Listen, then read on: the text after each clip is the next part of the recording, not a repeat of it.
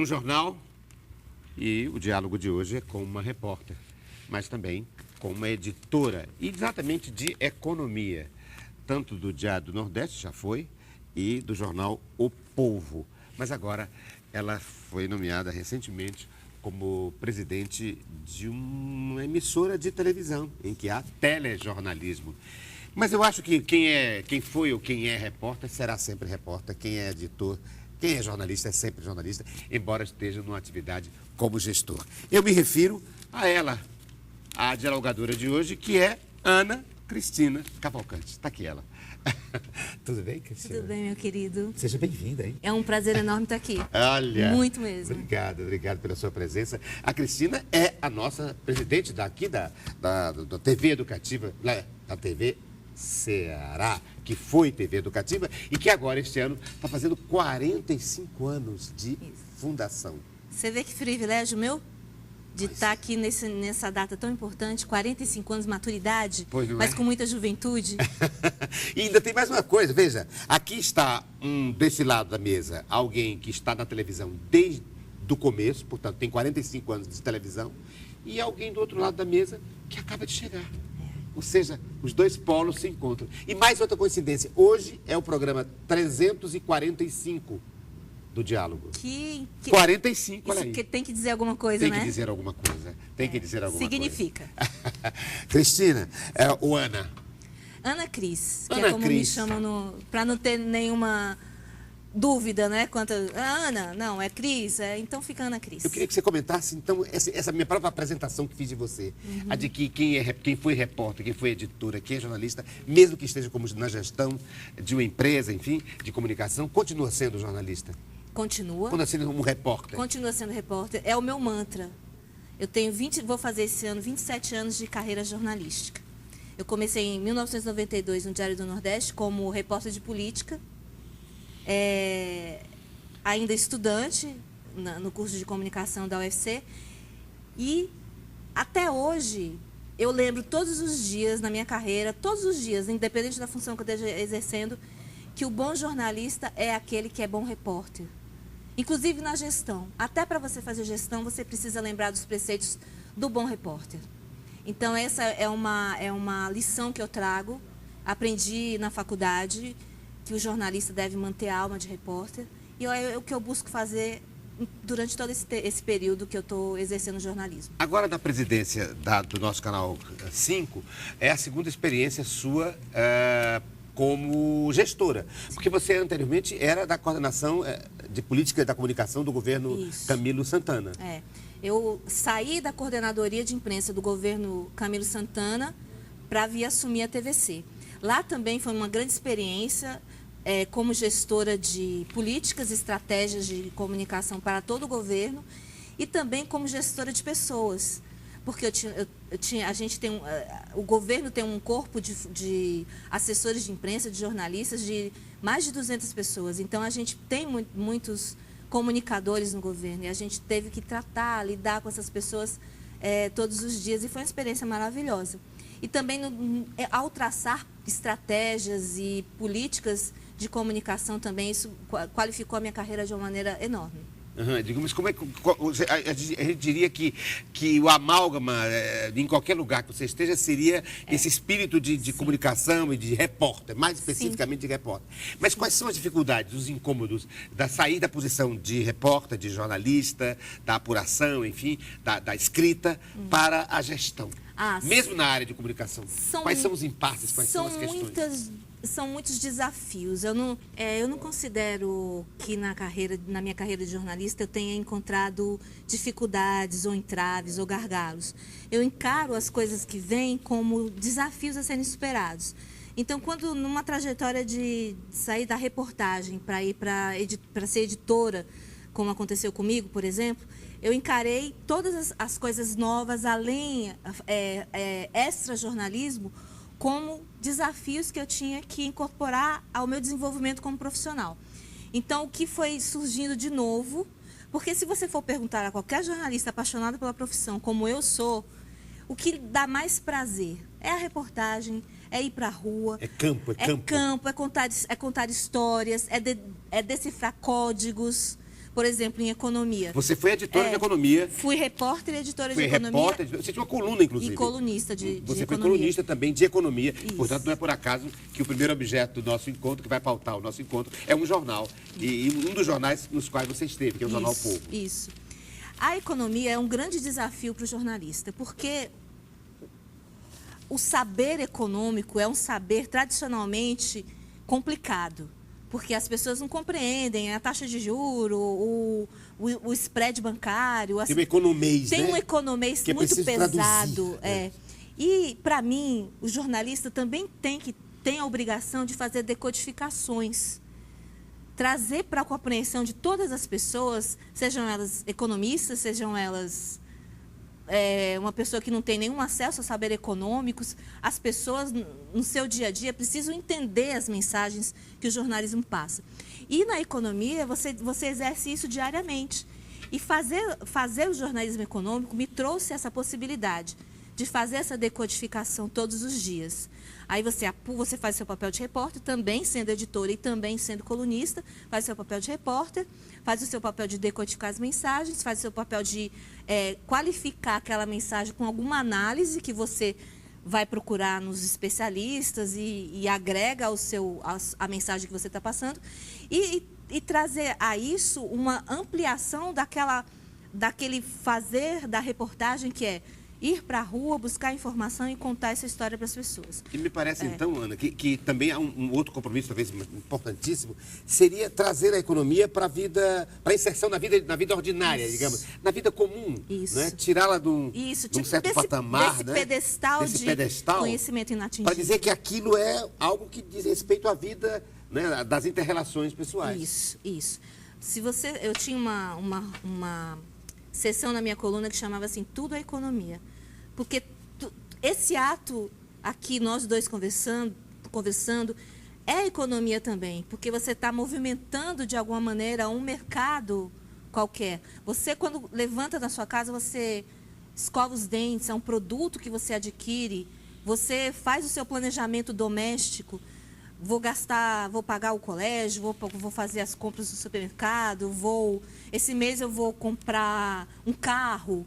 Enfim, a vida da gente, ela é pautada no exercício da economia. E muitas vezes o jornalismo econômico, ele distancia essa prática da realidade das pessoas por uma questão de jargão. E eu acho que um desafio do jornalista de toda a comunicação jornalística, é você trazer os jargões para a compreensão do maior número de pessoas.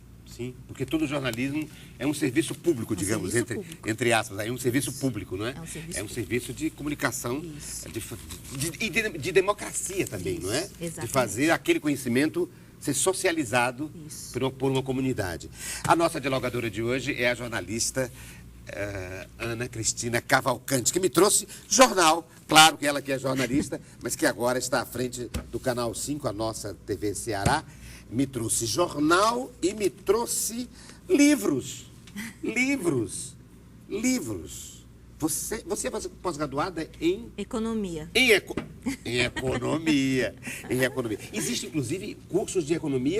é de jornalismo econômico, não existe? Existe. Especificamente para preparar o jornalista a esse mundo, introduzido nesse mundo. São cursos muito necessários. Por quê? Porque o jornalista, ele sai da faculdade pronto ele tem uma formação generalista. Então, quando ele vai fazer um jornalismo especializado, como é o jornalismo econômico, como é o jornalismo político, ou como é o jornalismo jurídico, ou qualquer outro, inclusive o esportivo, que a gente acha que é mais... Ele precisa ser detentor dos códigos daquela área, ter determinado conhecimento sobre aquela área. Então, os cursos que preparam os jornalistas para o jornalismo especializado são fundamentais. Você fez em Eu São fiz Paulo? na Universidade de São Paulo. Na USP? Na USP. Um curso de pós-graduação? Em Economia e Finanças. Em Economia. E você acha em que nível esse conhecimento, esse curso e essa prática como editora de economia subsidiou o seu cacife para ser gestora, não é? Que, afinal de contas, uma gestora lida com pessoal, com gente, com comunicação e com finanças. Ao estudar economia, que não é uma coisa que muitos jornalistas fazem, porque nós somos todos de humanas. Nós somos da área de humanas. Mas a economia também é uma ciência social. É uma ciência humana. É porque as pessoas confundem muito. A economia é uma das ciências humanas mais legítimas, porque ela vai tratar de prover os recursos para que você viva sempre melhor. O que acontece com essa formação é que você é muito direcionada para a técnica jornalística e você precisa conhecer o funcionamento da humanidade para isso. E quando eu estudei,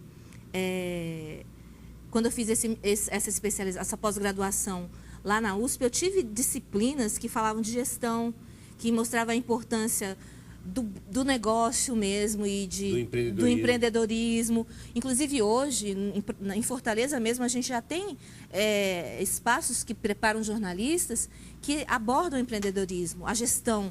A gestão é fundamental em qualquer área que você esteja atuando.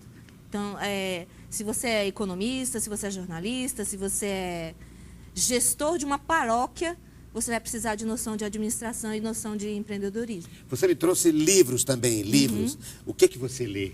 Hein? Quais são os seus temas? Eu leio filosofia, eu leio economia. Embora eu tenha direcionado toda a minha trajetória jornalística nas redações para a economia, eu sou uma pessoa que gosto de filosofia. Eu gosto dos existencialistas, adoro os existencialistas. Eu leio Sartre, eu leio Beauvoir, eu leio Camus. São pessoas Nietzsche, são pessoas que alimentam essa minha espiritualidade, enfim, nessa área. Então, a leitura, para mim, é um lazer, é um descanso da mente, do dia a dia. E, enfim. Mas é um exercício de humanismo, né? Isso, de humanismo. As minhas primeiras leituras foram com leituras de você pegar um livro e se isolar no canto da casa e ficar devorando aquele livro, acho que com 11 anos.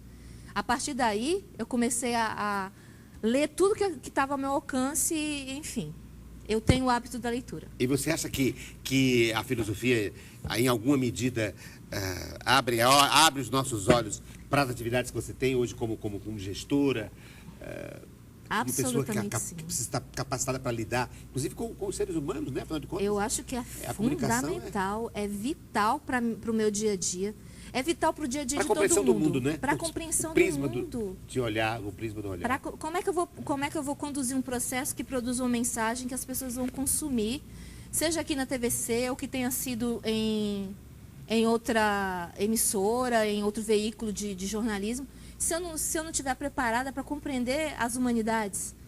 As humanidades norteiam a minha trajetória profissional. Você citou Sartre e citou a nossa Simone de Beauvoir. E aí, eu acho que tem a ver com outros objetos que você me trouxe. Olha aqui, vê se eu estou enganado. Você me trouxe uma fitinha, que todo mundo pensa que é a fitinha do Senhor do Bonfim, mas aqui está escrito, olha aqui, aqui se respira luta.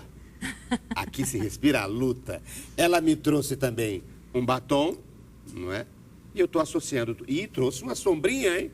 Extremamente feminina, né? Os objetos também se tornam femininos ou masculinos, não é? Um homem, por exemplo, na nossa cultura, não sairia com uma sombrinha dessa, por exemplo, não é? Olha que bonito isso. Olha. Então, eu acho que podia, a partir desses objetos, pautar feminismo. Um feminismo, como é que eu diria? Um feminismo feminino, seria? Sim, um feminismo feminino. Assim, eu acho que os rótulos, eles às vezes são desnecessários e às vezes complementam uma definição de atuação política. Eu acho que o feminismo hoje é uma pauta que mulher nenhuma, homem nenhum pode abrir mão dela. Eu acho que a igualdade de gênero é uma grande questão do século XXI. A gente precisa buscar a igualdade de gênero. Eu não quero florzinha, eu quero salário igual. Eu não quero chocolate. Eu quero que o meu companheiro divida as tarefas de casa comigo. Eu quero igualdade. Eu não quero ter que estudar muito mais para ocupar um cargo que um homem e que estudou menos ocupa só porque ele é homem. Então, uma busca permanente de direitos.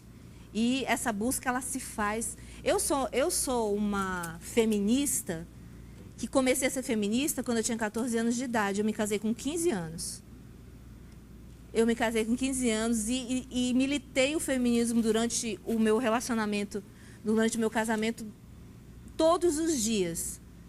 Dos 15, eu passei 13 anos casada. Dos 15 aos 28 anos, militando diariamente o feminismo dentro de um casamento. E você diria que é o feminismo feminino? Por quê? Porque existe um feminismo não feminino? Não, na verdade, eu não acho que existe não existe um feminismo não feminino. Que existe uma maneira, cada pessoa tem uma maneira de exercer aquilo, o seu movimento político. A sua luta política. Cada um tem um jeito de viver.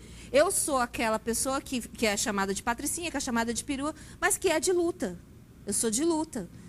Mesmo não tendo um estereótipo da feminista, digamos. De uma feminista. Eu acho que existem vários feminismos, né? Com certeza. Em várias fases, existem vários seres humanos.